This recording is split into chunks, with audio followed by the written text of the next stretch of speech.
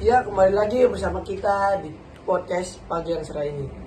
Sebelum kita memulai podcast, kita kedatangan dua narasumber. Sebelum itu kita berkenalan dulu kepada dua narasumber kita. Di sini dengan siapa? Abang Fatir.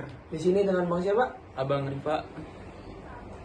Ya, itulah narasumber kita. Sebelum kita memulai podcast kita, di sini saya sebagai pembawa acara banyak pertanyaan-pertanyaan yang akan ditanyakan kepada Bang Fatih dan Bang Rifa nih. Apakah siap? Ya, siap. Kita langsung memasuki kepada pertanyaan yang pertama, yaitu latar belakang dalam pembuatan tempe.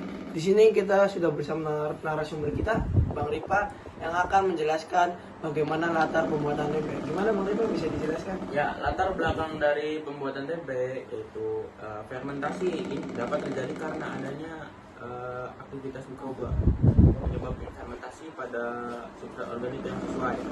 Lalu beberapa contoh makanan hasil fermentasi adalah tempe, tauco, dan kecap yang dibuat dari kedelai, oncom dari bungkil, kacang tanah, ikan peda, terasi, serasi, keju dan yogurt dari susu, terus anggur minum, brem dan lain-lainnya.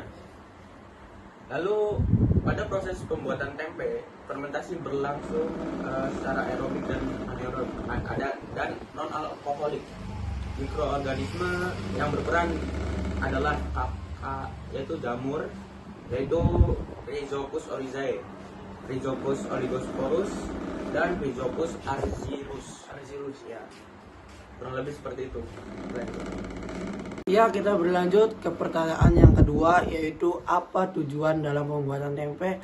Di sini kita telah berganti narasumber yang baru bersama Bang Fatir. Di sini dia akan menjelaskan tentang bagaimana tujuan dalam pembuatan tempe. Bisa dijelaskan Bang Fatir? Tujuan pembuatan tempe yaitu agar kita menganalisis dan memahami prinsip fermentasi yang hingga menjadi tempe. Dan di mana tempat atau alamat dalam pembuatan tempe tersebut? Di Jalan Paguyuban, RT 04, RW 02. Jangan lupa ya, teman-teman yang barangkali ingin membuat tempe atau membeli, jangan lupa mampir di Jalan Paguyuban ya Bang Fatir ya. Iya. Selanjutnya yaitu saya akan bertanya kepada Bang Fatir, itu alat dan bahan dalam pembuatan tempe itu ada apa aja Bang? Baskom, kompor, panci kecil, penyaring, sama plastik. Nah, untuk bahannya yaitu kedelai, ragi tempe, dan air secukupnya. Alat dan bahannya tuh. Iya, itu doang. Kita berlanjut ke pertanyaan berikutnya, yaitu bagaimana cara pembuatan dalam tempe itu. Di sini kita sudah ada narasumber yang sebelumnya, Bang Rifa, yang akan menjelaskan bagaimana cara pembuatan tempe. Bang Rifa, bisa dijelaskan? Ya, langkah pertama yaitu mencuci kacang kedelai menggunakan air yang bersih sebanyak 3 kali agar menghasilkan kacang kedelai yang bersih dan steril. Lalu langkah kedua yaitu merendam kacang kedelai selama kurang lebih 24 jam. Agar apa ini? Ya, agar seperti itu pokoknya ya. Lalu langkah ketiga yaitu meremas-remas kacang kedelai agar kulitnya lepas dari kacangnya. Lalu yang keempat,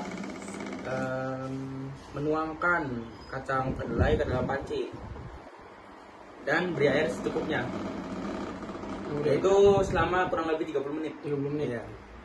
Lalu yang kelima yaitu buang air sisaan di dalam panci, kemudian siapkan kembali panci yang tinggal berisikan kacang kedelai di atas kompor, aduk-aduk.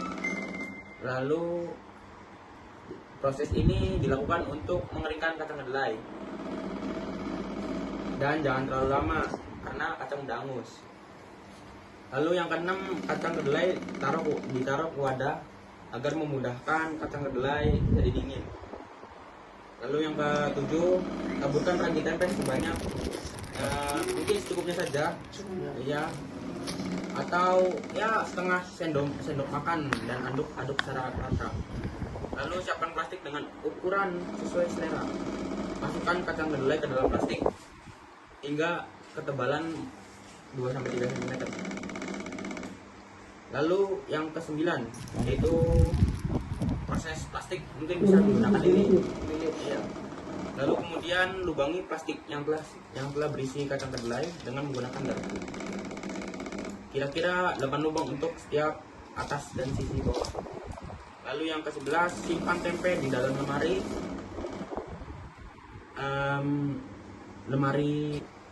Lalu yang ke-12 yaitu setelah 36 jam tempe siap diolah. Ya, yang selanjutnya itu ada manfaat. Nah, bagaimana dan apa aja manfaat dalam pembuatan tempe dan tempe ini sendiri, Bang? Yang pastinya sih dapat meningkatkan sumber protein yang penting bagi pola makanan masyarakat khususnya di Indonesia. Itu aja manfaatnya tuh. Kalau peluang berbisnis itu ada apa aja? Kira-kira peluang bisnis.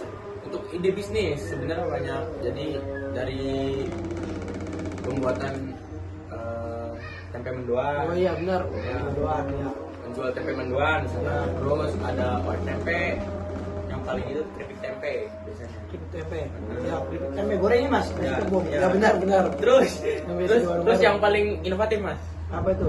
nugget tempe. Wah, enak banget nih, Mas. Mungkin ya segitu. Segitu saja podcast kita hari ini. Kurang lebihnya mohon maaf. Assalamualaikum warahmatullahi wabarakatuh.